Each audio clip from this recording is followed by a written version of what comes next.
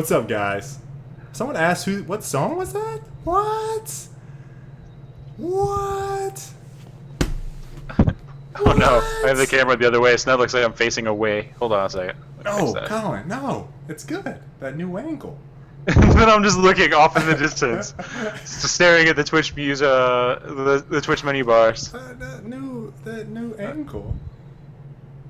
I don't want you to just break it. I'll have people start tweeting you. Start flipping. They won't be upside down. That doesn't involve anything. The flip camera. What's up, guys? Episode number 30, Frag Logic. We are here talking about games and shit today. I'm actually going to go grab a beer too because I'm thirsty. I should be grabbing water, but all the water's warm right now. So what's up, Colin? How you doing? Pretty good. You see, whenever Kanye starts off the show, I get hype. I was up here dancing like you guys missed it. You guys missed the pregame. So today, yeah, we're talking about games. Basically, we're gonna kind of wrap up Gamescom. Not really too much. It's kind of gonna blend from Gamescom into PAX because I'm leaving for PAX tomorrow at 6:30. My flight goes out. Not in the morning. That's in the evening, and I'll be back the following Tuesday. I might miss the show, maybe. We'll see. I have not missed the Frag Logic yet. Yeah, I missed one.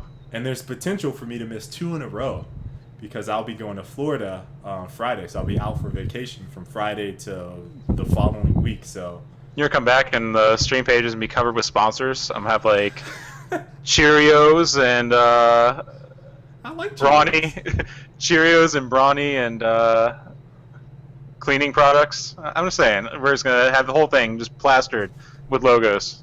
Oh, did you see Trix's wager? Wager in a game where when one of them loses, they have to shave for the next episode of Frag Logic. I can't do it. His beard is way too epic. Like, I can't look. She's like, oh no. I don't know. I don't know. We could do a wager match, but I don't know what it would be yet. We gotta think about that one. I've had the beer for what, like 5 years now? Something like that. Yeah, you've had a long time. So Couldn't do it. Oh, what are we starting off with first? Battlefield 4? That's what I have first. I mean, that wasn't necessarily first, but that's just what I typed in the notes first. So Gamescom, we found out a couple different things. You're getting a little bit of breathing in the mic. Sure. A little bit. But Battlefield 4, we got some new live stream footage with Golden Boy and Corey Dunn. That sounds right.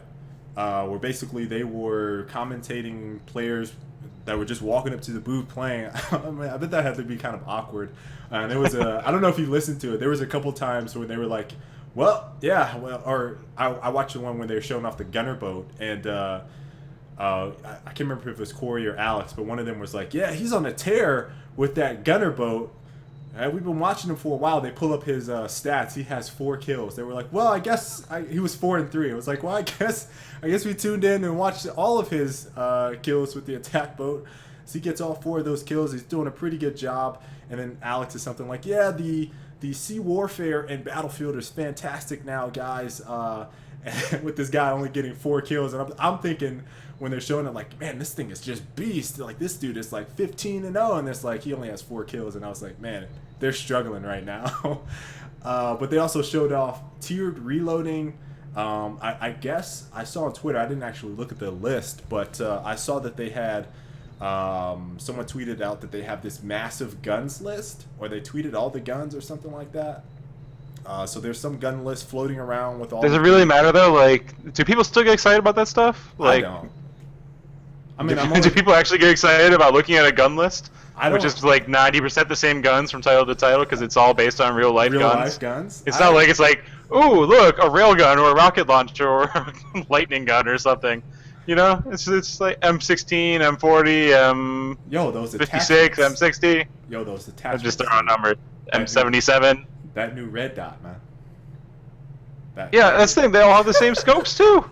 The scopes are the same now. It's like every single game has red dot, hollows, reflex. Like they're all the same. It's the same shit in every single game. You get the same thing in Rainbow. You get the same thing in Medal of Honor. You get the same thing in Call of Duty. Did the same thing in Battlefield. Why are you hating? I'm just saying, it's the same shit. It's the same shit. I want people to be. You don't like happiness. That's what we've concluded. I hate happiness. You don't want people to be happy. Some people get excited about Elite. It was in there. He said he's a military now. He gets pumped up seeing those new guns lists. Like, he's ready to go. He's like, yeah, I got my. But you know what's gonna be there. Like, do you have like just one gun where you're like, oh, it needs to be in there? My favorite gun. I don't know, dude. I'm just like, I don't. I personally want to see the list because I'm gonna look through it and be like, okay, the FAMAS is probably gonna get nerfed. the what else gets nerfed? The FAMAS always gets nerfed. The I remember the M60 was so OP in backup. Yeah, well, that one doesn't tend to anymore, but that's a really good one always. There's one other one that I can't think of. The AN 60, AN 90, AN 90. AN 94. That one always gets 94. nerfed. Got your numbers off.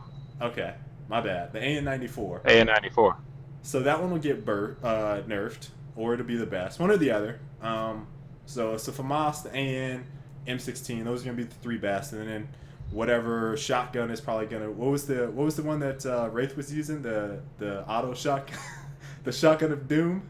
I can't remember. They had the one shotty. I remember the shotty in Bad Company they had, where it went to like 100% accurate, and then you could fire all the way across the map. It was awesome. Oh man, that was great. The USAS. There you go. Oh god, yeah. That weapon was awesome. So I'm expecting those to be all in this Battlefield 4 and awesomeness. They showed off a bunch of Levolution stuff. I can't wait to go to PAX to try this out. But I don't know. I think they're going to have the Shanghai demo that they had at E3 as well. So I don't know. Maybe it'll be the 64 or 32 versus 32 play test again. They'll have that set up. So if I go early and I don't have to work the booth at the beginning, like starting off for a day, I'm going to play with whoever's on my team, and I'm going to try to get in as many things as I possibly can during one play test. So that's my goal. I'm going to go there, I'm going to try to get into a tank, I'm going to die, and then I'm going to hope a helicopter spawns. I'm going to fly it into someone, like with people in the back, and kill everyone. That's a goal. I don't think Shanghai has any of the water warfare. I don't think so. But yeah, that'd be cool. I don't think you get the water map. I think the water map looks more interesting than the city. Well, yeah, that's because you get the attack gunner boats and stuff. There's no submarine though. I know, dude. We keep. You just don't see them in the video clips because they're under the water. Can you imagine spectating a submarine? All you see is just water floating around. Did Colin freeze? Oh, whoa. You froze temporarily. Yeah, my internet went out for a second. Hold on. Am I back? Is my internet back? You're froze on screen with you just smiling. You're just cheesing. There you go. We can keep it that way. Okay, you're back. Yeah, sorry. I got all excited about submarines and my internet just went out. Yeah, he was like, submarines. But yeah, submarines, that would be awesome. Like, spectating and people floating in the water. Be sweet. Yeah, that's the thing. Like, they're not showing it because it's not really that clear what's going on. Yeah, see, I do like happiness. That was a smile. You like submarines. Submarines make you happy. Okay. There was also one other thing I want to mention with Battlefield before moving on is that, and Colin, I'm going to let you finish up with anything you have to add, but many objectives on the game type that they were playing. I don't know what the game type was exactly. I'm assuming it was like Conquest or something like that, but there was a bomb on the video that I watched, and it was a sniper trying to protect this bomb, but basically the enemy team was trying to pick up this bomb and take it somewhere to probably blow something up. So I have no idea what I mean, it just seems like there's just a bunch of shit that they're trying to throw in now. But I thought it was kind of cool. Is that their way of acknowledging that no one's actually playing the objective and you're just wandering around to the nearest nav marker? They're like, oh, nobody really cares about what. Just put this on the map and make it blink a little bit, and people will go towards that. Pretty sure that's what the the idea behind that is. But what I started to think about is maybe they're going to have a bomb game type with a small condensed version. I know on the PlayStation 4 version they were playing. I can't remember who wrote about it, IGN or I think it was IGN. They said that they weren't impressed with the PS4's visuals or gameplay, because it just looked like it sucked pretty much. It said fidelity wasn't there, and they only played 16 player, so it was 8v8. Console Battlefields always looked awful. Hey, this is next gen stuff we're talking about I here. know, but it's the first next gen game, and they're doing all this crazy environment stuff. Their textures traditionally have been like really down res for consoles. That's true. Do you remember how awful the Xbox 360 was with Battlefield 2? Yeah, I do. Or Battlefield 3, sorry. Battlefield 3 would have been, a while back. Yeah. But yeah, I mean, like, all the textures were awful if you look real close. Obviously, on PC, it's another story. Yeah, we're not going to see... I bet the Levolution is going to... I'm tired of using that, but I kind of think it's... It sounds so cheesy. I'm sorry. It just sounds... the Levolution is going to look really funny. I can't wait to check out the Levolution. The Levolution. This is the Levolution of gameplay. I think that's up there with Extreme. It's another Extreme. They need the power thirst. Cliche marketing term. They need the power thirst to do like a whole like trailer for them. Levolution. That'd be great. Now with Levolution. So next up I got Destiny. Did you see the new stuff that? Did you mention the counter knifing? Oh, you didn't mention the counter knifing. It was the first thing I did. I don't know. I just skipped over that. Go ahead, counter knifing. I'm gonna let you talk about it. Someone so someone comes up behind you and knifes you. You have a window to turn around and knife them back. There's a GIF right here. Oh, and that's my name. Colin Fogel. Yeah, so I put it in chat. It's I don't know. The thing that struck me is it's a little disturbing, having the first-person camera like look down and follow the knife into your stomach. Like, I was a bit I wish I was they a bit torn. I wish they had it so you can count. I was a bit disturbed. And just keep doing that. So, just this long fight over the knife. And then someone comes along and shoots you both. That'd be great. I saw this scene from a movie a while ago. I think it was called Chopper. Was the name of the movie? But it's like this stabbing scene in this prison. And the dude's like friend just like turns on him and stabs him like 20 times, and he doesn't feel it because like knife when you get stabbed, this is all from what I've heard. I've never been stabbed, but like you don't feel the pain immediately. You know, like it feels like nothing at all, and then later on it all hits you and everything. You go into shock. But the dude stabbed him like 20 times, and it was just like the most disturbing scene I've ever seen. It makes me all disturbed by knifing now. You get all queasy. Yeah, I get a little bit queasy, like just a little bit. Obviously, I've watched a lot of people been shot in my video game time, not in real life. But I'm just saying, I think the whole knifing thing gets me a little queasy.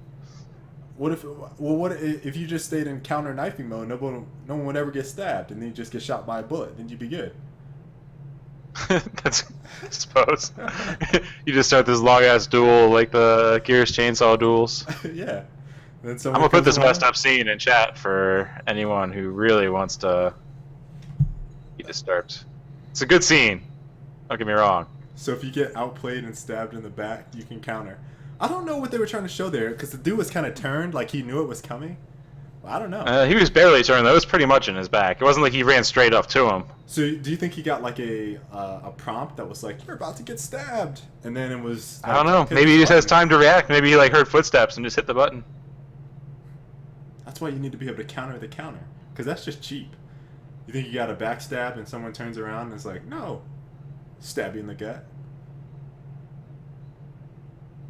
Questionable. I don't know. It's there. It's there. Something new in Battlefield. Counter knifing, and in addition to all the things I mentioned, tiered reloading, many objectives on the maps, and then they showed off some sea warfare. On to Destiny. Onward to Destiny. Oh, I knew it. I knew that was coming. All right, so some of the stuff that they showed with this new Vidoc was like we had already seen it because it was like meshed with the E3 stuff that they had shown, and then there was a little bit of stuff that they showed that was new. So it was like most of it was the same shit. Most of it was the same shit. They showed a new character, enemy, that did like some spells. They showed character and weapon customization. They showed a glimmer, a small snippet of what looked like PvP. And that's where I think a lot of people that were talking about the video, I saw the Beyond Entertainment dudes, the Halo guys. I saw them talking about it, specifically pointing at the PvP aspect and trying to speculate on what it could be. Obviously, Bungie's been really hush-hush on anything. It's funny because the clip was a guy using a bubble shield. It was. I know, right? you're 3 seconds of multiplayer, and it's a guy using a bubble shield. Oh man, like I was surprised that was the clip they picked for their 3-second reveal of multiplayer. I for sure thought they were going to show something better than that, but it showed an enemy player, which was at like a red logo or a red color name over his head, and then the guy was jumping towards him, and he was like sitting inside of it looked white. It was like a white shield. Would you agree? It wasn't like the bluish tint, or didn't even have the same like kind of like grid style that the bubble has on Halo. I thought it looked like a bubble shield to me. I mean, it does. It looks like. I mean, it looks like a bubble. If I had to guess how it functioned, it'd be a bubble shield. I don't know. Or at the very least, like a slow-mo field or something like that. I don't know. Yeah, maybe. That would be interesting. Well, what game had that? Now that I think about it, there was Time Splitters. Time Splitters had the time. Remember that? You throw down a grenade. Oh yeah, I remember now. Yep. Yeah, I was gonna say you throw down the grenade, and then if you end up in this sphere, you're like slow-mo while you're in it. That'd be kind of sick to bring back. I don't think Bungie would do it, but I wouldn't mind seeing that back in the game. That most recent Time Splitter was awful, by the way. It was. It was just me and Danny. Did you play it too? Yeah, you played it. Yeah, I think I played the demo. Okay. Me and Danny played the game because we had it at eBash, so him and I were playing it.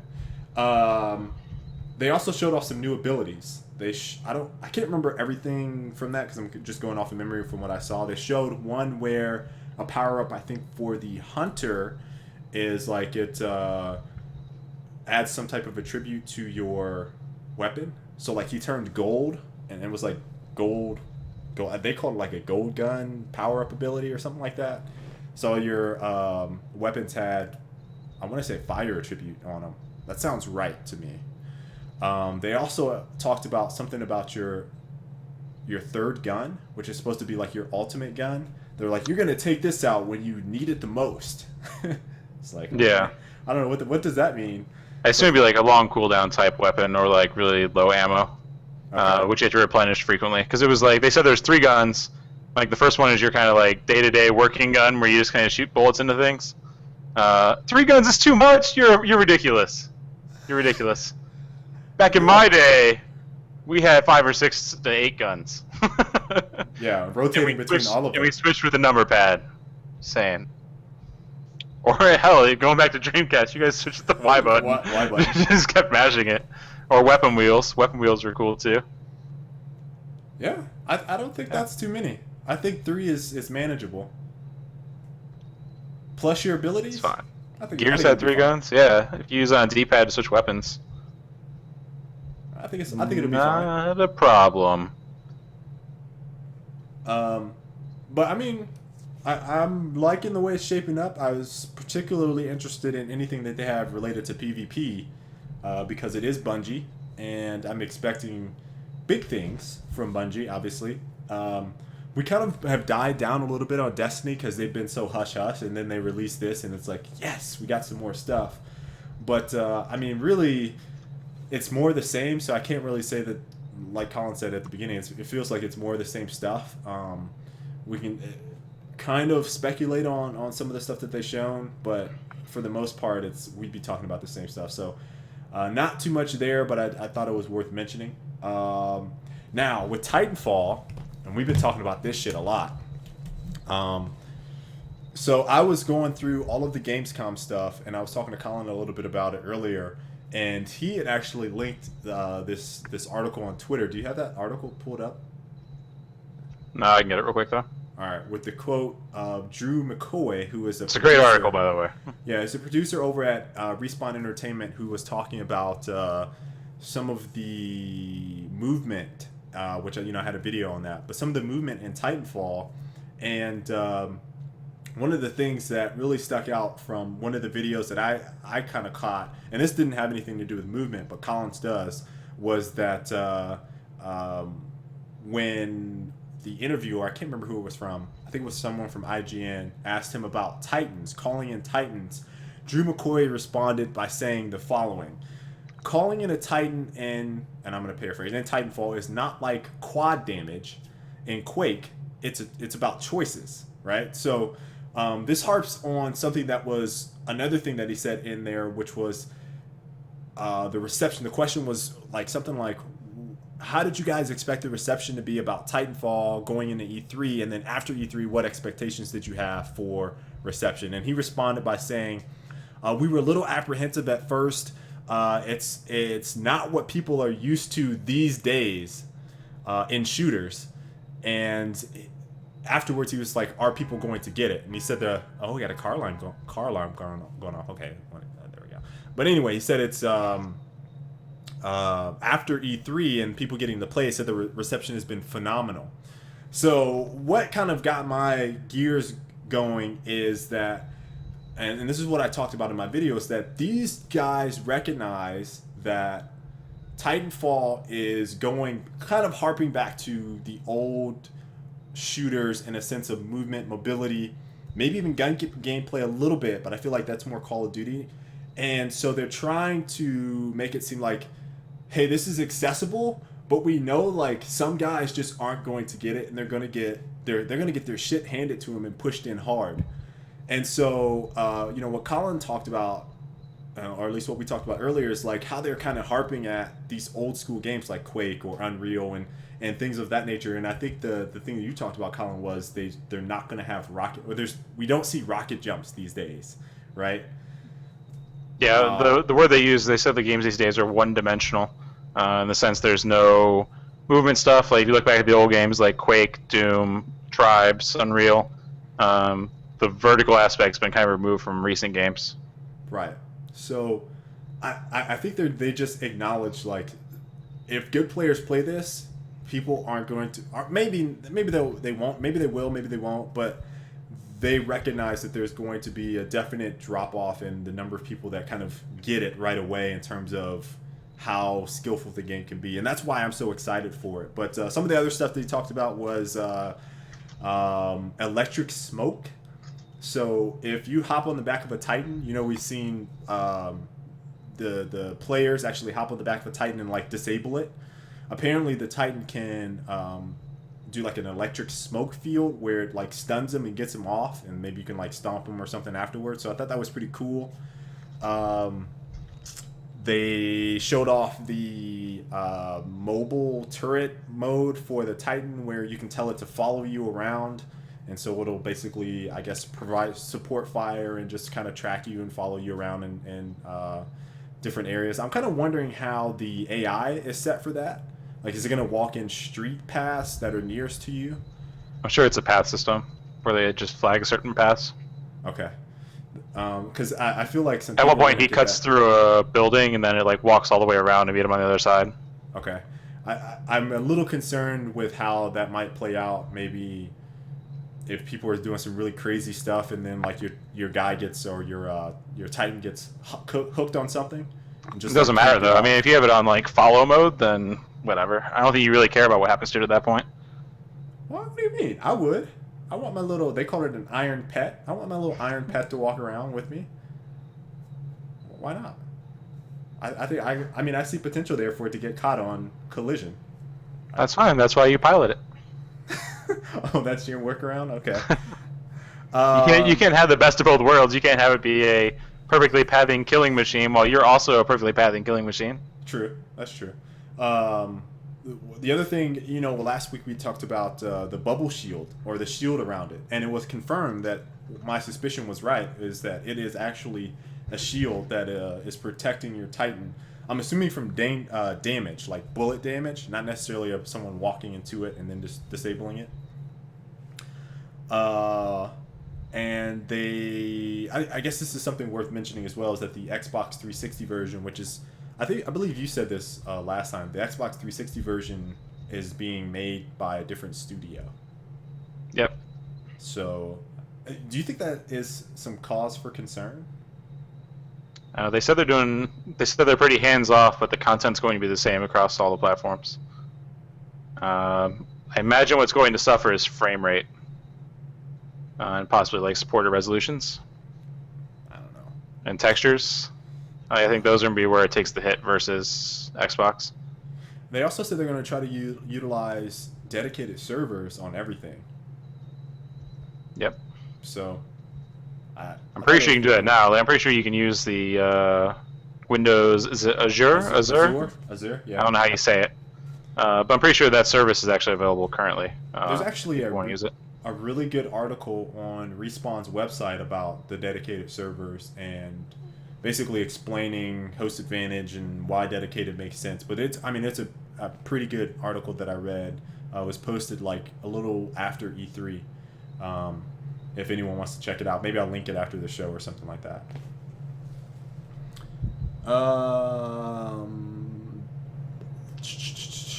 That's all I got on Titanfall. Oh, no, there's one more thing. What's that? There's one more thing. And this is what we were talking about. So, the community manager... Oh, yeah. I think her name is Abby. I might be wrong. I'm sorry if I got that wrong. But the community manager for Respawn said that the video that they've shown for all of their trailers is not scripted. They said it might be a little, and this is her quote, a little choreographed, but not scripted. She says that the players there are just really good. Such bullshit. So I mean, Colin is just calling. I mean, I'm gonna say that like it might not be scripted, but I think it's a little bit more than. I'd say it's heavily choreographed. Yeah. Yeah, it's heavily choreographed. More than. In the most recent gameplay, the game starts. The dude runs out. He runs to like an objective, runs through. He looks to his left. In like this 5-foot gap between the buildings, there's two Titans perfectly framed, and one is uppercutting the other as he looks. And like it isn't perfect, right? He looks over there, he catches it like at the tail end of it, then keeps going. So it's not like perfectly framed, but you can tell it was clearly choreographed. There'd be two guys there. So he looks there, does that, then he does his like wall jump sequence up onto the rooftops. Looks down, there's a Titan there. He fires his rockets off, kills the Titan, and then runs across the rooftops. There's a guy there. The guy stands still for 3 seconds and just waits, and then gets Sparta kicked off the rooftops. That might be a bot, dude. Oh, it was a player. He was standing on the edge of the roof. Like, he was one step away from falling off on his own. He didn't know where the rocket... Gets Sparta kicked off. He didn't know where the rocket came from, so he was trying to figure out. He was looking down like, man, where did that rocket come from? No, he wasn't looking down. He was facing the guy that kicked him. He watched him run up to him and kick him. He watched him run up. He was trying to figure out. He just put two and two together. He was like, "Oh, the rocket came." Another one of the videos, like in the E3 video, I remember one of the guys ejected from the Titan, and the guy started looking up before he actually ejected. Like he was anticipating the dude flying in the air, so he could pick him out of the air. Since that was what the clip called for. Just say it. It's pretty heavily choreographed. And it looks awesome. Like, I gave huge props on both the videos. But for them to come out and say that it's not really choreographed, that's a bit bullshit. In fact, this guy hating on happiness. I gave him props. Up until the point where they're like, this isn't how it plays. The big thing that I gave him props for is that they did a choreographed video, and it didn't feature 5 guys running in formation down a street. That's true. Which is usually what it is. It's like, oh man, let's show them what this military gameplay is like. It's just like real life. And then it shows just like 5 guys running in a line together, and then like the one dude's like, all right, break off, and 2 guys break off down one alleyway, and then the other guy sits by the door, and then they do a charge, and everyone bursts into the room at the same time. It's like, no, that never will ever happen. It'll never ever happen. So, I mean, I gave him lots of props, but for them to say that's not completely choreographed is pretty bullshit. Yeah, she said maybe a little choreographed is what she said. Maybe a little. Maybe a little. She's trying to just play up that the players are like the studio. Every single person that dies in the video is choreographed. Alright. They run strats. They're all running the same strat for 100 or some takes in order to get the choreographed video. Yeah, exactly. One thing, and this is kind of wrapping up on Titanfall. EA announced that, I want to say earlier today, they came out and said that they have 3 flagship titles that they're going to be pushing forward in terms of shooters, and that's Titanfall, Battlefield, and Battlefront. So I figured Titanfall was one because they have that 10-year deal with. Is it a 10-year? Or am I thinking of Bungie? I'm thinking of Bungie. I don't know what Titanfall's deal is with Respawn. I imagine it's a lucrative one, considering that those dudes walked away from Activision and basically gave them the finger. But I imagine that deal is pretty long. Obviously, Battlefield has been the flagship EA shooter, and then the other one there is Battlefront. Yeah. Now 2015. I don't know if you saw, they were kind of talking about, was it their creative director? It's somebody at DICE that said they don't know what direction they want to take Battlefront in terms of making it more like Battlefield. Was that Lars Ulrichson or Carlos Magnuson? I can't remember who it was, but that's what the. I think it's Magnuson. Okay, the quote was like he said something like he doesn't. They're all super Swedish. they don't they don't know if they want it to be like Battlefield or Star Wars, which is like, why can't you just make it like both? Like, I want the Levolution in Battlefront. Like, I don't see why that wouldn't be possible. And I think it sucks that this game is coming out so far from now, because that's probably one that would be right up there with Titanfall if it was coming out within this 6-month window. I mean, why do we need it all? I don't want them all at once. Why? I want to be able to. I want to be able to take in Titanfall, savor it for at least a year. You want at least a year with Titanfall? And then be like, okay, I'm ready for Battlefront. And Battlefront will come out. Then I'll savor that for the rest of my life. It's not going to work out like that. There's too many good games coming out. Listen, we got Titanfall, right? And it's not even straight Titanfall. We're going to have Battlefield 4 for 6 months. 6 to 7 months, maybe. I don't know really that after Battlefield 4. Just saying. Me neither. But what else? What other shooter we're going to play next gen? Call of Duty? We gonna play some Call of Duty Ghosts? That's what you wanna play? No. We're gonna call in those attack dogs. We got a little pet. Play some PlanetSide. I'm not playing PlanetSide. That game is on PlayStation. That game is Winter 2012. I don't want to play that. You got nothing. We're gonna play some Killzone. We're just some Killzone. I'm not. That's a joke. The Division won't be out by the time Titanfall's out. Division is coming out winter 2014. Yeah. So, I mean, the way things are shaping up, we got this is crazy because Titanfall is coming out. So we got to make a choice between Titanfall and then Destiny is going to be coming out around that time frame, maybe a little bit later. Then you got Division coming out, and then 2015, who knows when, you got Battlefront coming out. So it's like, what games what do you play? Like, there's no choices anyway. It's like, if one game is not up to snuff, if one developer is not on their P's and Q's, I'm going on to the next thing. I also need to go full-time gamer. Okay, guys, I'm streaming 24/7, guys. I was gonna retire at 25 and then go off and play some video games for the rest of my life. I'm streaming 24/7. We got Destiny, we got Titanfall, we got Battlefield 4, we got Division, all day, every day. I'm streaming 6 hours for each game. I'm eating pizza.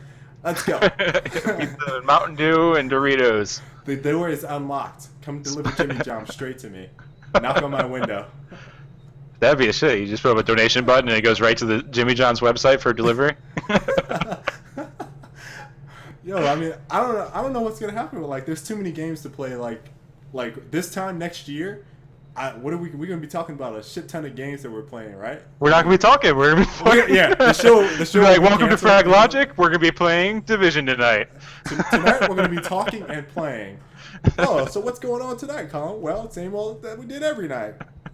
Talk about Titanfall. Play some Titanfall. Alright. So, more games. PAX Prime. That's what we're headed into. So, basically, I released a video. That's what you're heading into. I'll just be here at home. I am. I'm heading to that. Oh, you know what? Before we get into PAX Prime, let's do two things. Let's talk about Awesome Knots. Because I'm going to let you take the floor on this. And while you do that, I'm going to go grab my brew. Okay. Yeah, so some of you guys remember Awesome Knots. It was a game they released for Xbox Live Arcade like maybe 2 years ago, roughly. It's a side-scroller game with lanes, kind of set up like League of Legends, I guess, in that sense. That it has towers and everything, but it's a side-scroller, essentially a side-scroller shooter. So they came out like 2 years ago. They did a Kickstarter recently, which actually had spectator mode as a feature, which is pretty rare. especially for an expansion from a small studio like that. So I thought it was really cool. The big thing is that maybe like 5 or 6 months ago, I watched a Awesome Nuts tournament on Twitch, and they were doing the Ghetto stream, which They were I think killing... Binding of Isaac's done it for their Boiler League. Wait, they were killing their teammates and then getting in and spectating? Is that what you're talking about? Oh, it wasn't as ghetto as ours. Oh, okay. It wasn't as ghetto as Gears. but in a way, it's kind of more ghetto because they had each of the players streaming, and then the league stream had all the streams playing on their computer, and they would just switch over to the camera feed of whichever player they wanted to spectate. So then they had like 4 people's POVs, and they would just split through real quick. So you could have like, all right, let's switch over to the red team, and he'd actually be switching over to someone else's stream during the tournament. And of course, the time syncs were all off, because there's like different delay on each stream. Yeah. So there's a ton of issues with doing it that way, in addition to getting just shitty frame rate, and you're at the whim of whoever's recording to have like a good bit rate and everything. So they were doing it that way. They had like maybe 150, 200 people watching. It's a small community, which is what makes it all the more interesting. Is they're doing like leagues on their own. They have a Awesome Nuts Pro League where they do like a ladder type system, and then almost a year ago they released a patch that added a league system in the game based off the community, similar to like StarCraft. Okay. And even today, there's still people playing the league. They have a league season going right now, although the stream is kind of died off a little bit. But I imagine with the spectator mode coming in the expansion, they'll be able to keep doing their thing. I just think it's really cool that a developer was supporting the small community like that, and also that despite being a small community, they've all been following through on keeping the community going. So. A little anecdote for the day. Even small communities, when you have dev support and you keep supporting the game and doing shit on your own, can get places. Yeah. Load out, guys. Load out. Yeah. That doesn't matter. Doesn't matter. As long as I'm at Edge of Reality, you guys will always have support. Do you guys have spectator mode in? We're working on it. Working on it. We just got the private playlist in so people can switch teams and play against each other coordinatedly. That's important. Yeah. That's an important step. Let's see here. All right. I'm going to just knock on all this little stuff. We got Microsoft update also, which gets rid of Microsoft points. That was yesterday. I booted up my Xbox. I didn't even see anybody talking about it on Twitter. It's just none of the people I follow anymore are playing Xbox. They're like, fuck this. I'm going to go play some League. But there are basically, I don't know if this has been like, what, a year and a half maybe in the making, maybe 2 years. People just, you know what, I'll even go further than that, because I remember people complaining about this for a while now. But the way they had the Microsoft points system set up, Colin, you were one of the people that fucking hating on it. I was too. But like you would buy points, and then the way they would have things priced is like you would have points left over that couldn't be used for shit. Yeah, well, you buy 1,200 points, then they'd sell stuff for like 860. Yeah, it'd be like, what kind of pricing system is this? It makes no sense. So for the longest time, there's been people like kind of asking for them to improve the clarity and make things, just price it so it makes sense. So I think that's going to help. I also think this is introducing a way for the new games coming in on Xbox One to make sense with their monetization. So whether that be free-to-play games or whatever, they're not relying on Microsoft points to make transactions because that's just stupid. So I think ultimately this is better for the Xbox One, and this is why they're doing it now. So it's like, yeah, the Xbox 360 people get it, but I think this was a move that they made specifically for next gen. They are also going to be phasing out Microsoft points, I think by the end of the year, and then they're going to start selling gift cards. So you can still buy Microsoft points and they'll still work, but I don't know how it translates. Like if you buy $19 worth of Microsoft points, is it actually going to give you $19.99 in game? I hope it does once you launch it, but I'd assume so. It's probably similar to like, yeah, it should be like Steam Wallet. Yeah, so there we go. I hope that works. The other thing that released, this actually launched today, is the Time Warner Cable app on the Xbox 360. So, getting ready for Xbox One, that all-in-one entertainment system with cable, TV, stuff, programming. I mean, it's probably just programming, making you buy those episodes. Why would you do that? Listen, seriously, serious discussion. This is kind of deviating from games, but why the fuck would you buy an episode if you could just get Netflix and use it for free? Unless they take that model. Why? They don't have it. Netflix doesn't have everything. It doesn't, but why? I mean, why would you just to follow your favorite show? I don't know. I don't like talking about Time Warner. Okay. Well, why? Because it makes you unhappy. I don't know. Listen, I think Time Warner is free reign on everyone. I think everyone hates Time Warner. Everyone hates all the cable companies. I'm not sure there's any cable company that that's true. Is Time an exception Warner, to though, that. is the scum of the earth. Is there any disputing that Time Warner is the scum of the earth? But I'm using it right now. I still feel bad about it. Yeah, so am I, and I feel bad about it. This stream is hosted by Time Warner, and I hate No, it. don't do it. You just gave him advertisement. No, I don't Actually, care. with all the stream problems we've had before, I guess it's not really an advertisement. This show brought to you by Time Warner. This top-notch production value. I don't know. All those weeks of laggy audio brought to you by Time Warner. Don't worry, guys. It's going away. 2014. It's going away next year. Google Fiber. It doesn't matter where it's being placed. I'm moving to that area. I'm packing up my family, and that's where we're moving. I'm getting out of all contract lease. I don't care. I don't care if they offer a fantastic deal. I'm going where Google Fiber is. And that's it. That's the end of that. Okay, so moving on. All right, let's get the packs. So in addition to the games we just mentioned, I basically had a games list that I'm going to have for PAX. So I'm going to try to check out as many things as I can at the show.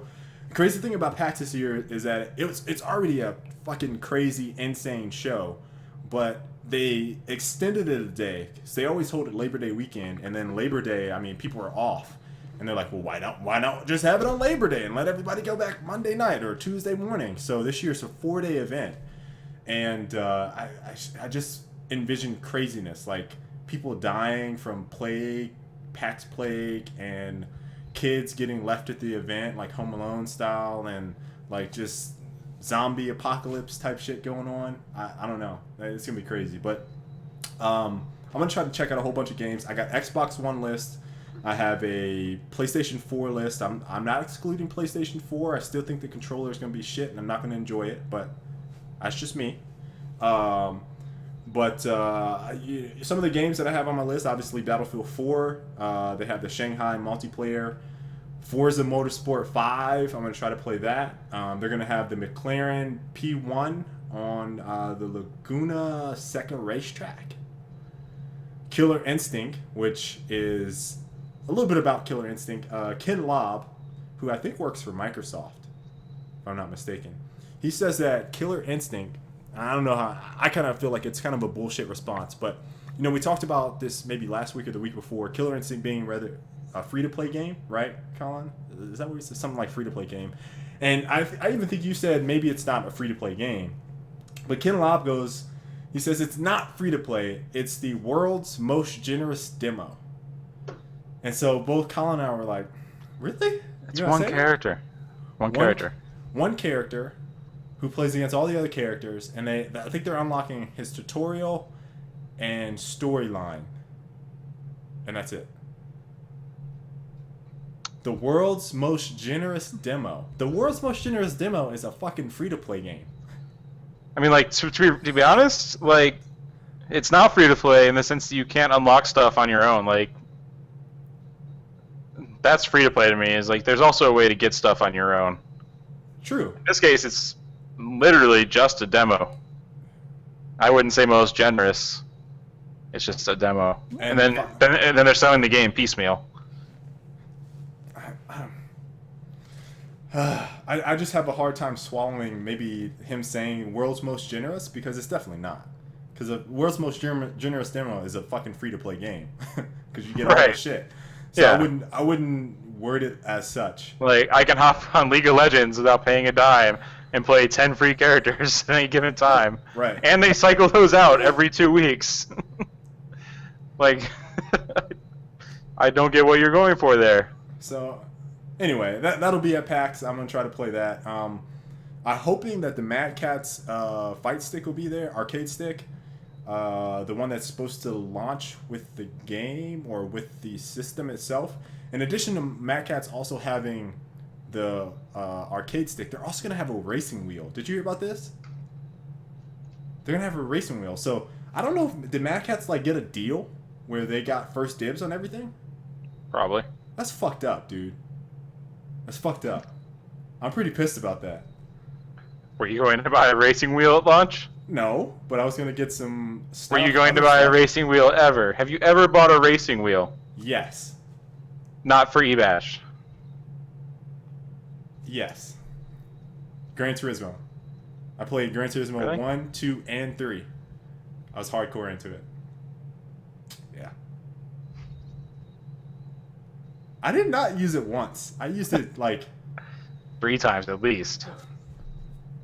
I used it like 6 or 7 times. This is like when when you're like, how old was I when Gran Turismo came out? Like 13? Not old enough to drive? I was not old enough to drive. So like you get on the wheel, for anyone that has like a racing wheel, you get on this wheel, right? There's like no pedals and you like have to put it somewhere awkward.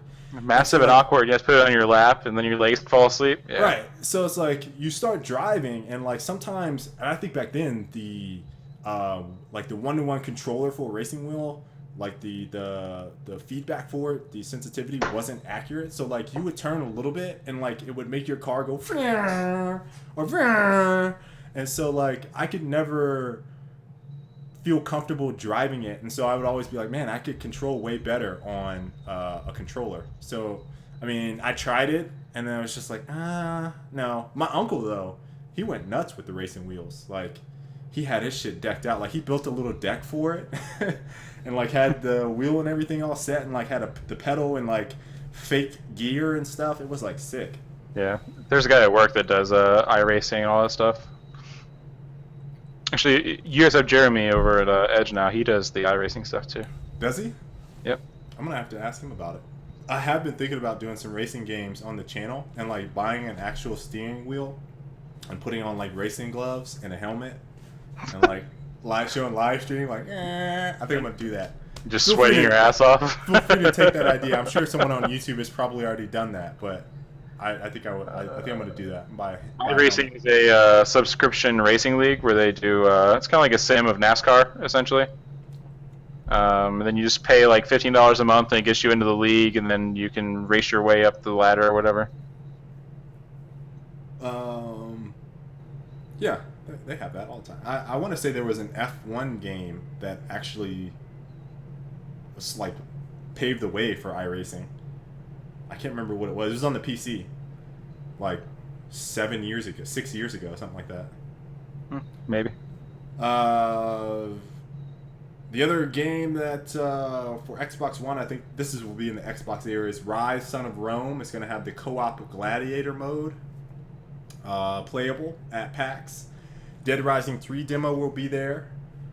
I'm going to play that. Project Spark demo will be there. I'm going to play that. Actually, Colin, I saw at Gamescom they were doing some type of thing where they would ask fans, like, hey, what do you want us to build? And then the fans would tell them, and then they pop on stream every once in a while, like, this is, I don't know, like one that they showed was like this Arctic ice level. So the dude asked, I don't know, like an hour before, he was like, hey, what do you guys want me to build? And then they came back an hour later, and he had this like massive ice level. It was pretty sick. It was sweet. Yeah, they've been doing a lot of like request stuff. Like they do these streams where it's like an hour and a half, 2 hours long, and they were just taking requests to basically like they had a script, but then they were just throwing the designer off the path by having him do other stuff, like make a fucking tower way up in the sky, you know, like just screw with them and change the AI and stuff. So it's pretty cool. Every time I've seen it, I've been more and more impressed by the amount of flexibility with the brain system. It seems really awesome. Now, you already know what I'm most anticipating is, once you told me about the mocap thing last week, that's all I've been thinking about is like, man, he could probably, I don't know what all you can mocap, but he could probably do some crazy stuff. Like you give fish voices, and like he showed off fish in this little ice world. It was sick. Yeah, there are weather effects. They're just like particle effects essentially, and you have like snow falling on your level. And then you could use invisible volumes to add wind and stuff like that. You'd have to do it all yourself though. And the other game that Xbox is going to be promoting is the Kinect Sports Rivals. So you think I should play that? I hope the Fighter Within is there too. You know, I'm really hoping that that's there. You gotta throw down on the Fighter Within. How would that work with 2 players next to each other? You just start brawling. No, they'll have it. They'll have it like you facing the other guy, like they're going to be not adjacent. On the screen on the other side, they'll have the screen down below you. Parallel to you. Yeah, it'd be like the Fight Night setup was. Yeah. So you're staring at the guy, and they put the screen real low. Yeah. Then you just punch in the air like a foot away from his face. But first, you have to take off your suit. So I'm kind of anxious to see Kinect Sports Rivals because I want to kind of see how, like, if it's going to be a gimmick. Because you guys know, as soon as I come back from the show, I'm going to be like, Kinect is a gimmick. Don't even buy into it. Because that's the first thing I'm going to try to test out. Ubisoft is going to have Assassin's Creed 4, Black Flag, which both Colin and I played at RTX, Rayman Legends, Watch Dogs, which I'm going to try to play, The Crew, which is the racing game that I think both of us were pretty hype on when they showed it off. Oh, what demo was that? Or was it Drive Club? It was Drive Club. It was The Crew has the Cross Nation stuff. That was the game I wanted to do Cannonball Run in. Okay. And have yeah. I'm getting it mixed up. Like cross country race. Drive Club is the one with the social features and the bot which learns how you drive and drives for you while you're at work.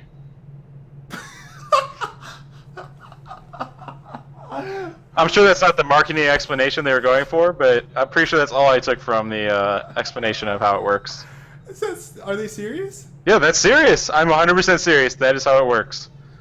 So your friends can be like, man, I wish Skyless was on. I really want to race against him. Oh, I guess I'll just challenge him directly, and then I'll play against him based on this bot that knows how he drives. It would be just like the same thing. Wow. Quinn, yeah, I was kind of... That's what I was talking with Colin about before the show. No Titanfall at PAX. Sucks. They're going to show it off in Europe and not show us any love. It's messed up. Let me see. What other game am I missing? Oh, in addition to the Ubisoft games, any game there, I think, that they're going to have maybe showing or whatever, you can pre-order it for bonus content if you pre-order at the show. So if you happen to wait in the game, you're really pumped for it, you're like, I'm going to get this game and pre-order it, you can get some bonus stuff. So I thought that was pretty fun. I wonder how pestering they're going to be about that. Like, you just finished playing your game, and it's like, hey, I hope you enjoyed it. Do you want to place a pre-order for that game you just played? You know that's actually, I think that's a good tactic because people are always like on. It's an aggressive tactic, though. They're on. It's an aggressive tactic. Everyone's on cloud 9, dude. They're like, oh man, that game was so sweet. It's a bit scummy, just saying. It's kind of scummy. Especially when it's going to be like an online pre-order, so like it's going to be like for shipping to you. I don't know. You guys can probably hear my daughter. She's back. Let's see. And then I got to play. I don't know all of Xbox One or Microsoft's lineup, but I do have all of Sony's, which was published on a couple places. So let me see if I can find it here. PS4 games. Okay, they got Killzone, Shadowfall, which quite a few people have asked me about. I think Colin and I are both in agreement that we're not interested in it. Pretty generic. Infamous Second Son, Drive Club, Knack, Octodad, Dadliest Catch. What does that even... What is that? What is Octodad? Is that like a party game? It's an indie game, I believe. Hey, you guys want to see my daughter? She's in here as well. We have Warframe, Dive Kick. Oh, she's reaching for stuff. Hey. Contrast, Blacklight Retribution, And then there's PS3 games. Gran Turismo 6, Beyond Two Souls, Puppeteer, Ratchet and Clank, Into the Nexus, Rain. You want to take her again? Rain. Batman Arkham Origins, Diablo 3. Let's see. What am I missing? Obviously, all the free-to-play stuff. I'd say that the PlayStation lineup for PAX is probably better than the actual playable stuff for Xbox One. Counter Spy is the one. With the exception of Battlefield, which I don't count because it's going to be on all the consoles anyways. Yeah. Oh, other thing that they have is the Vita games there. They didn't actually show. Oh, you know what else is going to be there? I didn't mention Dive Kick. And they actually have, I think, Dive Kick really showing that power on the PS4. On PS4, right? Really be stressing the hardware. I actually got them. I'm actually be posting some gameplay of Dive Kick. On Steam, right? Yeah, I got it on Steam. $9.99. We had Dave Lang, the CEO of Iron Galaxy Studio, on Frag Logic like 3 weeks ago. It's 3 weeks ago. And he was talking about the game. So, I got it, and I'm playing it, and surprisingly, I'm not doing as well as I thought I would do. Because obviously, I played like 4 days late or whatever. What do you mean you're not doing as well as you thought you would do? You lost to me in Dive Kick, and you expected to be able to do well online? No, you thought that I was like the pinnacle of competition and that you were just going to stop over everyone? Like, I almost hung with Colin in Dive Kick. I am really ready to take it to the competition on Steam tonight. No, seriously, this is what I thought. I thought that all matches would end up being about 50-50 if you knew what you were doing, and it's just not the case. It's just not the case. Maybe you don't know what you're doing. Maybe that's the problem. I'm starting to win about half of my matches now. But my first 20 matches were like almost all losses. I was like 6-18. Damn. And now I am 16? I was like 6-18. That's awful. Now I'm coming back. I'm like 15-20. 15-20, 22, something like that. It's coming back. Awful. Well, and the other thing is, like, I didn't know all the character matchups, right? So there was people doing stuff that I didn't know how to react to. I didn't know what was going to happen with their when they kicked. So like everyone has almost the same type of jump, but once they start kicking, it's like I don't know what the fuck is going to happen. And someone picked that Seth's character that does the teleporting. I couldn't hit him. Like he was. I couldn't hit him. Anyway. That's also on the Vita. Dive Kick is also on the Vita. Released August 20th, but that'll be demoing maybe at PAX. So I'm gonna go try to run over there on the PS4 wherever they have it and try to play it. Did we ask Dave if they were gonna launch on PS4 and he didn't give us an answer? He was kind of like, I think it was all still like if they have the funds to do so, then they'll consider it. Okay. That was what his response was to multiple platforms. All right. But the Vita games, Killzone Mercenary, Tearaway, is that the full title? Or is it Killzone Mercenary and then Tearaway? I don't know, I can't tell. Batman Arkham Origins, Blackgate, Fez. That's pretty interesting. That's coming out for Vita, or they're showing it there. Spelunky, Doki Doki Universe, Ho Hokum, Flower, Kickbeat, Dragon Fantasy Book 2, Terraria. I never get it right. Lone Survivor, Metrico.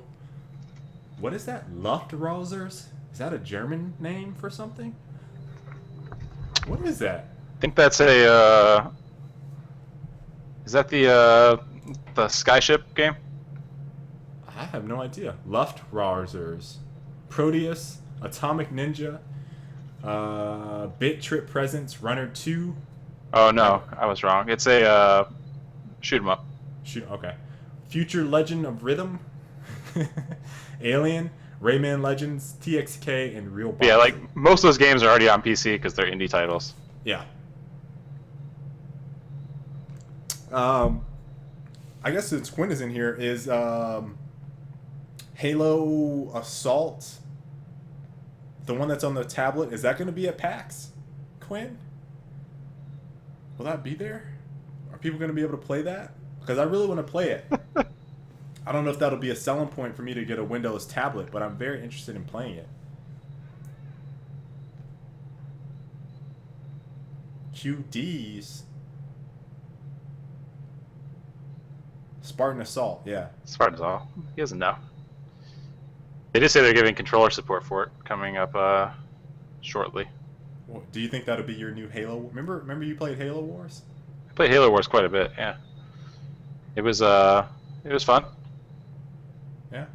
Well, Quinn, is it gonna be at PAX? I need to know. I gotta know. Can I play Spartan Assault at PAX? Are you guys bringing the whole Halo tree? play on his device. I can play it on your. You're gonna bring it there for me? Sweet. All right, sounds good. I'll play it. The other thing I think at PAX, this is the last thing we had on our notes, was that in terms of PAX, was that Halo 4 Global Championship will be there. Colin competed in the RTX Global Championship. Did pretty well. Was it top 64? Yeah, I think so. Top 64 for not too shabby. Not too shabby. Not playing Halo for a while. Did pretty good. Now the funny thing about this is, I don't know if it's really funny, but I saw, some of the issues we were talking about with people remaking accounts and some other stuff. T2 went on he was attacking someone that was probably one of the people that was kind of doing some scandalous stuff. And he made it a really verbal assault on this dude, and I saw comments yeah, the old T2 is back, yeah, we've been missing you and stuff like that, because T2 is he'll talk some shit to you in a second. Is he gonna be there? I don't know. I don't remember seeing him on any of the lists, and I don't think he qualified through the AGL stuff either. Well, I think he lives West Coast now, so I wouldn't be surprised if he shows up there. I mean, don't know if he'll be competing or not. They did a lot of invites through various sites and stuff, but I don't think he even qualified. Hey, regardless, I'm going to try to stop over there during my breaks and go see who's playing. And I imagine Golden Boy is probably commentating, unless he's the man that does all commentating now. Who knows? He might be doing Battlefield or something like that. He's commentating every tournament in the venue over the course of the week. Whoever's paying him the dollar bills is where he's going to be at the most. So that's pretty much all we got on PAX. So again, if you guys want me to check out a game or whatever, again, I'm hoping that I get back on Tuesday night so we could just do the show as soon as I get back, and then everything will be still fresh in my mind.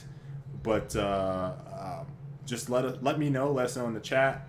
Hit up my video. Maybe I'll link that. Can I grab it? Says Goldie and Bravo commentating. Okay. I hear they're doing 1v1 for the finals, so I'm kind of curious to see if that plays better than the Boffle matches at RTX. I don't consider Halo a 1v1 game. Well, I think that there'll probably be more people there, so the likelihood of there being better matches is... Well, the big thing is that this time they probably practiced it, at least a little bit. True. I don't know, it's a lot to ask for people to practice 1v1 when it's a free-for-all tournament. You have to get there. So I think it's also a lot to ask that people practice that in addition to free-for-all, knowing that most likely they won't be playing 1v1. Yeah. So it's a really weird scenario. But I just really hope the matches are better. I'm trying to remember. Oh, I hope that they have a couple guys that do the 1v1 against Golden Boy. So that when they beat him, they're like, yes, I beat. They can brag about beating a pro. I beat a pro. That was so sweet that dude did that. Poor Goldie didn't even want that. Gold Boy didn't even want that. They just threw him in the seat and they said he was a pro, and then he was a pro.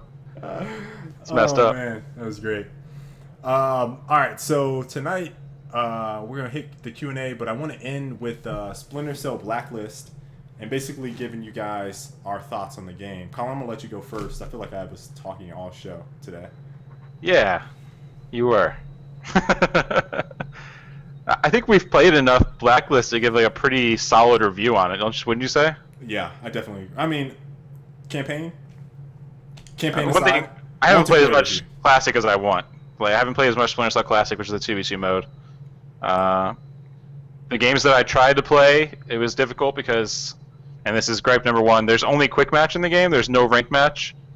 So every single game is people dropping in and out. Pretty frequently, it's 10-minute halves, so you'll play spy side, or usually you'll play merc side, because whoever's the host of the match is always the mercs first. And generally people want to play spies, right? Because spies is the win condition. You know, like how many terminals you hack or how far you get on the hacks is how you win. So people will play spies. They'll get blown out. It takes 10 minutes, 10-minute halves. So it takes 10 minutes for the halve to end. They didn't get one terminal. They lost the entire time. They just leave. So you don't even get to play spies.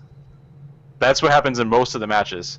And it's kind of a bit worse with 2v2 because if one person on either team leaves, then you have a 2v1 scenario, and that's just boring as hell, having to wait for one spy to go to a terminal and then try to hack it and then fight. So that's been my biggest gripe, is the quick match and the amount of quitters that kind of setup creates. There's no kind of punishment for quitting. They very much encourage it. I think the long halves also encourage it. Yeah. And then on top of that, some of the gameplay mechanics do. Like we found that spawning is pretty shitty. I think that's an understatement. It's an understatement. Yeah. Spawn trapping is prevalent. In the 4v4 mode in particular, 2v2 I don't think it'd be that bad. Haven't really played enough of it to really get a good feel. But in 4v4, there's like 3 places you can spawn by default. And you can literally stand right next to those 3 places and watch them pop in right in front of you and shoot them. If you get the setup right. All that said, I've had a lot of fun playing the game. With the caveat that I've been playing with ZYN guys the entire time. I've only played a few games solo. But our time together has been a lot of fun. When we get a match that's actually skill matched, and God, I feel like we harp on matchmaking so much when we do these kind of synopsises, reviews of multiplayer games. Yeah. But when you actually get a good match where it's like high-level people that are really good playing as a group, probably in chat together, against another group that's high-level people and in chat together, it's an awesome game. Like, you're constantly running from site to site. The asymmetric nature of the mode just always works for that, in the sense that there's different advantages for either side. You have to kind of pick and choose your points. Having 3 terminals, you kind of have a strategy just from the large-scale things of what order you approach them. So overall, the gameplay plays great when you get that perfect scenario of people that know what they're doing versus people that know what they're doing, and no quitters. And if all those things come together, then it's a lot of fun. Man, it's such a like a very rare scenario that happens. Really rare. It's like maybe an hour and a half of fighting with the matchmaking to get one good game. So, and that's not even getting to the bugs in the matchmaking system itself. Yeah, which I imagine you can touch on. Yeah, this is where I'm gonna hit. And again, this is multiplayer review only, guys. Like multiplayer review only. I've only played an hour of the single player campaign, and I think a lot of people would probably enjoy that if they enjoyed the other campaigns. Likely. I don't know. I haven't played a whole lot of Splinter Cell campaigns all the way through and been like, yes, every single time. I think I played the very first one all the way from start to finish. But anyway, for multiplayer for me, I've tried to play this game by myself, and I just get incredibly frustrated, partially because I only bought this game because Skyless had the challenge, which you didn't even mention. We didn't even make it. It was 100 wins. And I can't, right? Like, there's no way I could have done 100 wins because it's broken. Right. So, if you guys remember last week, or even the week before, we talked about trying to get 100 wins straight as Colin's challenge in ranked or just in line, and it's not possible to do that because of the way the system is set up, and because they don't have a scenario where like you can queue up, everyone joins in a match. And you start playing at the beginning of a match to an end. Because it's quick match, you could join in and then have 5 minutes left on spies with no captures and just be at a disadvantage, and then that's a loss, right? So what you guys spawned in a couple times your first day with no time on the clock, and you guys got an automatic loss. So it's like, well, yeah. So at that point, I have to like, what do I count as a win and what do I count as a loss? Like, if someone leaves and someone else joins in that guy's place during a game, do you count it as a win? Right. Like, so you were really playing 4v3 for half the game. So I mean, it's just that whole aspect of quick match is absolutely shitty for trying to do what he was doing. I don't particularly like dropping into a match when, I mean, you don't know what you're dropping into in terms of, am I up, am I down, do I have 4 players, do I have 3, do I have 2, what's the other team like? That's just shitty for me personally.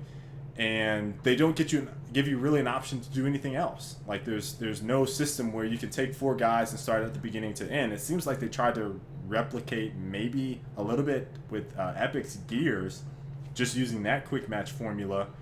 But and then they have private match, which I think Sean and Phobos used the other day, which was okay. I mean, for if you want to test stuff. So there's not a lot of settings though, and there's no spectate. Yeah. So starting with that aside, because that's kind of the whole challenge thing. The issues that I have right now are the UI is probably the weirdest. I don't want to say it's the worst. It's the weirdest UI I've ever seen in a game. Because, and you hear this all the time, it's like, well, how do I navigate? My questions into the game when I first got in was like, how do I navigate to get around? What am I doing? Because you're like walking around, they launch you into the game, and they started off with like a cinematic, and then they go into a live action they drop you into a tutorial level. It's like, yeah. What? So that was all off for me. I didn't like that start at all. Customizing gear is not readily apparent. I mean, they have an X at the screen, but the way they have it chopped up when you're actually in matches is you get a lot of, if you're in a party and you're trying to customize stuff, the matches start before you even switch your gear, which you heard Sean complaining about like crazy for his classes. Is, you know, he was trying to do stuff, and it's like if you start the match, it takes you to a new screen, which is like searching for matches. And then when you find a match, it takes you to the lobby, which pulls you out of the menu. Right. So it's like you can't customize. So that's an issue for me. And then here's the matchmaking bugs. So we encountered this one, and this is the one where I posted it on YouTube. We obliterated the other team, annihilated them. They got 21% on one hill on Merc, so they played 10 minutes getting slaughtered, right? 10 minutes of just absolute destruction against a party of 4. Halftime starts, they're still in the game. We get the score pop up. The countdown starts. 5, 4, 3, 2, all of them quit out. That happens, we get an automatic loss. Because we had 0% hacked versus their 21%, and then ended the game because there was no one in their team. Lost. So if you're going to, and here's my rant. If you're going to implement a fucking quick match system where people can drop in and out, you better be fucking testing that shit for people that quit in between matches. How could they possibly not test that? How could they possibly not test that? How does that even make it to like? How do you finish a game, complete it, and go to cert and be all done, and then that finishes, and then when you end a game and you just fucking lose the match, you don't even give the other team the opportunity to play spies? I mean, if everyone leaves, that's an automatic forfeit. Then I guess not the Ubisoft. Well, we're just going to give you a loss. What? I think even worse is the fact that if the host quits out, it actually takes you back to the main menu, the lobby. And then I don't think the game gets counted at all. That's this is like fucking stupid. You can play 18 minutes of a match and be like just about to win, and the host leaves, and it does migrating host, and then it takes you back to the lobby.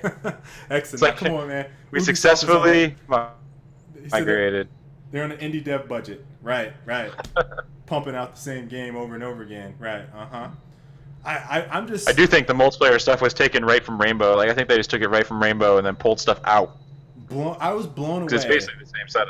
When I saw that. In addition to things like host migration doesn't work. It boots you back to lobby. If you're in the middle of a game, the host quits, everyone goes back to lobby. It doesn't continue on with the same game. That's an issue.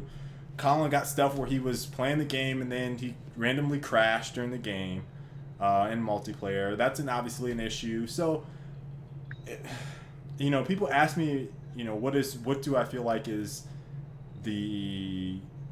If I were to recommend this game, what would I recommend you do with it? I mean, this is like, to me, this is a rental. This is biding the time until next gen comes out. If you're honestly going to sit there, and maybe again, this is campaign aside. If you feel like spending money on campaign, yo, go for it. I'm sure like 9.2 IGN is going to give, or whoever, I think it was IGN, 9.2. It's fucking awesome. They're talking about the campaign. They're not going to tell you multiplayer stuff because they don't know what the fuck they're talking about. So if you buy this game and you play the single player, maybe you'll be like, man, this is awesome. If you buy it and you're expecting this to be a multiplayer game, what? No. Like, no. You're wasting your time. Like, unless you have a group of friends to play with, that's going to make it fun. Because this is the only reason it's fun for me. Because, like I said, I can't play by myself. I get frustrated with the players. Sometimes there's people talking. Most of the time there's not. I mean, you guys know how online works. Like, people not communicating. It's also one of those games where one bad player can completely fuck up your team. Ruins the game for me. So, I mean, there's so many issues with the multiplayer that it's like, maybe I would say, like, rent it.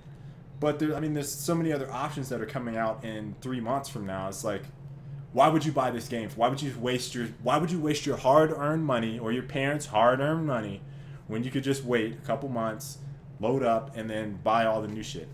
And that's how I feel about it. Or GTA 5 when that drops. So, I mean, that's my personal opinion of multiplayers. I played worse. I think Colin and I both played worse multiplayer games, but it's not. By no means is this great. It's not fantastic. So that's our multiplayer thoughts on Splinter Cell Blacklist. Bum, bum, bum. All right. You want to go chat questions and then wrap it up? Chat questions and wrap it up. Well, what do you guys got for us?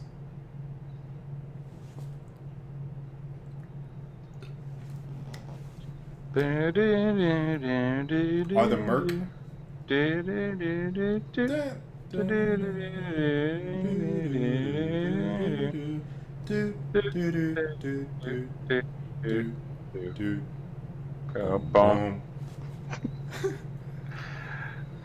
Do you think GTA is coming to next gen?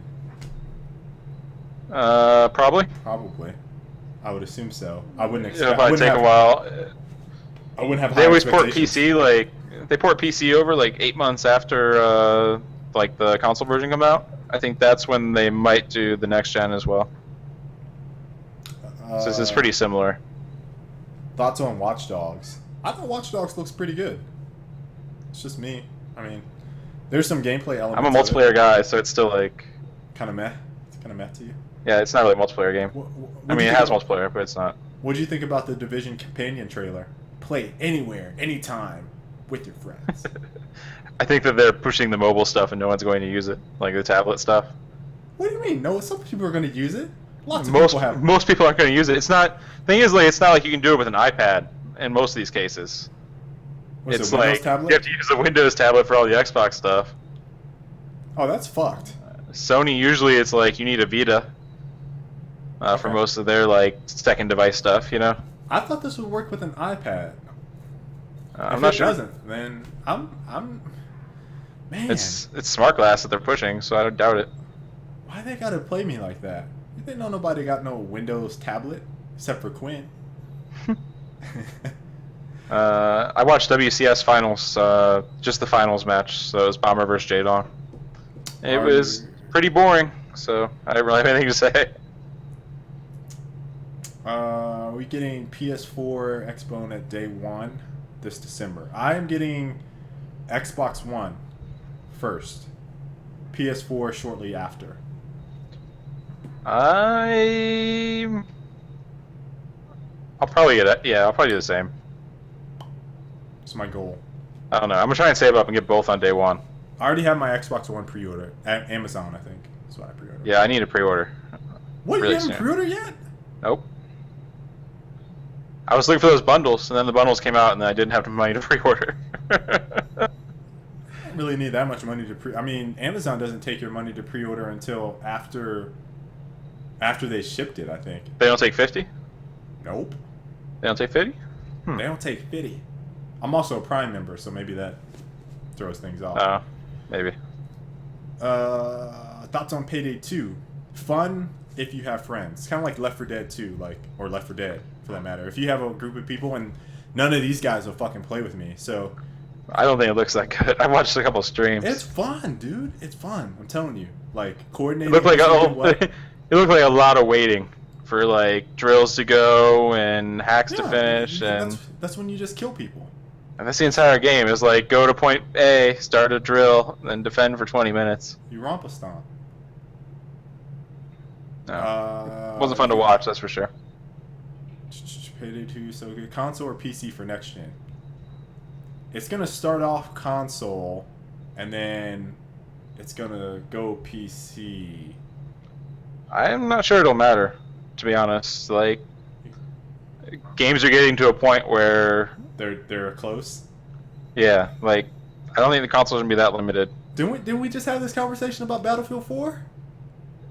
Yes, in regards to the Xbox 360. I mean, like you'll have texture difference, like you'll have graphical differences. Don't get me wrong, but the gameplay differences are going to be pretty few and far between. Well, like I said, according to the I'm not a graphics guy, so. No, me neither. I mean, I just want all my games running at 60, and then I'll be happy. 60 frames. Okay. I personally think it's going to be hot console for a little while, and then it's going to cool off, and then PC is going to be like, we're here, bitches. Thoughts on Ride to Hell? Any ideas on how the world that game was sold? I watched like a little review on it. That's it. It looked crappy. I haven't seen anything on it. I don't play crappy games.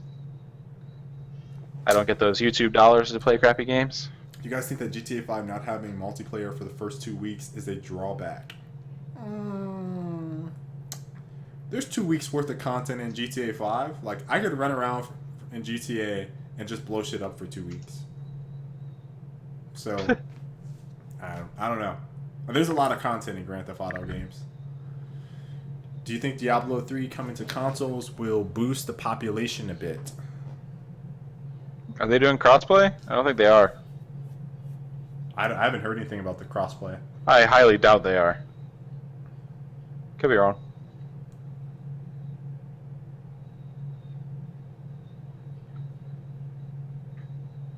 Oh, they have Smart Glass. Okay, Colin, look. You see this? They have Smart Glass apps on Android and iOS. I'm good. Okay. Maybe. I don't. All of their demos have shown a Windows device.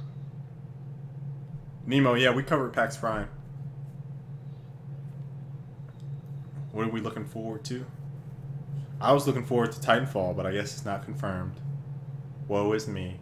So I guess I have to play all the other stuff. Oh no. Oh no. I get to rag on the Xbox One controller and be bitter. I'll be Colin. I don't like happiness. I'm gonna be a very grumpy player when I come back on Tuesday. Hey, you'll have got to play with everything. I don't feel any sympathy for you.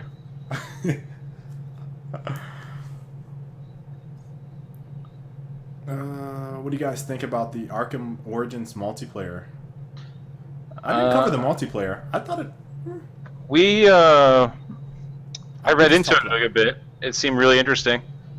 I like the fact they're trying something different. I was disappointed that the comments in the article I saw were all like really negative that they were trying something different.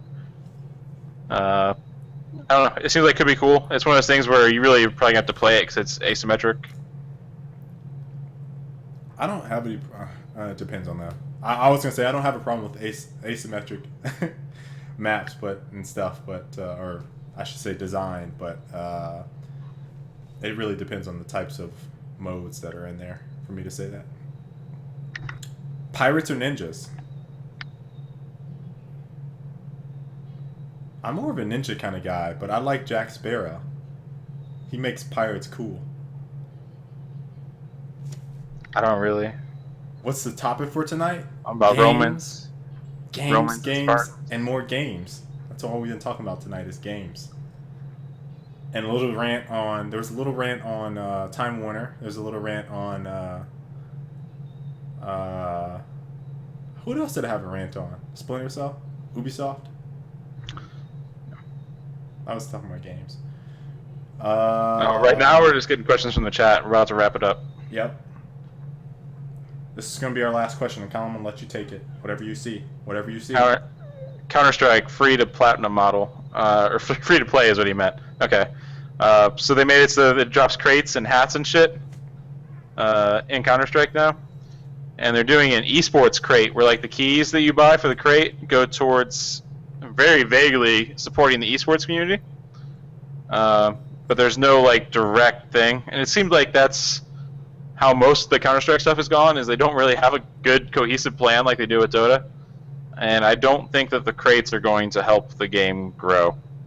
I think it's going to plateau off and start dying. That's my prediction. No happiness. He said it with such a deadpan face too. No happiness. I mean, I don't want it to die, but I just don't see that helping, because that game, like, they can't add crazy hats and cosmetics and shit, and they can't change the way stuff behaves or anything like Team Fortress. So I don't know what the solution is. It's not like Dota where you have crazy, like the characters have real style to them, so you can change cosmetics and do really cool, badass cosmetic stuff. Like the characters are just army people. That's the pitfall of going with that type of design. Yeah, I mean, you can change like the gun skins and stuff, but does anyone really give a shit? The hyper-realistic design. Do the type of people that play Counter-Strike give a shit about the fancy gun skins? No, they play in the lowest right quality ever. Yeah, it's the Quake problem. Yeah. So, all right, that's it, guys. Hope you guys enjoyed the show. This was a fun show. I told you the strong. I'm gonna have to start off with stronger for like 5 more episodes in a row. Make people sick of the song again. They're not already. Yeah. But hope you guys enjoyed the show. We will see you guys next week. It might just be me doing a 2-hour monologue. What? You guys get to hear me complain about matchmaking systems. It'll be my manifesto on matchmaking. It'll be a call to arms. And then we will march. Is that what you're gonna do? Seriously? If I'm not here? I might just do an hour-long manifesto for everything that's wrong with matchmaking in video games. I don't know. You're not gonna have guests on the show? If the people will deal with it, I will do an hour-long manifesto. See, you're not about happiness. You're not. See, when you weren't here for me, you pulled in viewers. You just viewers. I shout the shit. Let's have a good time, guys. You're like, no, let's talk about how matchmaking is fucked. I just know. I think people would enjoy that. I think that people will legitimately enjoy hearing why it's fucked and how we fix it. I will give a how we fix it. That's the positive spin. Next week, Sky's War on Happiness. Colin Marks. All right, guys. We'll see you guys next week. Peace.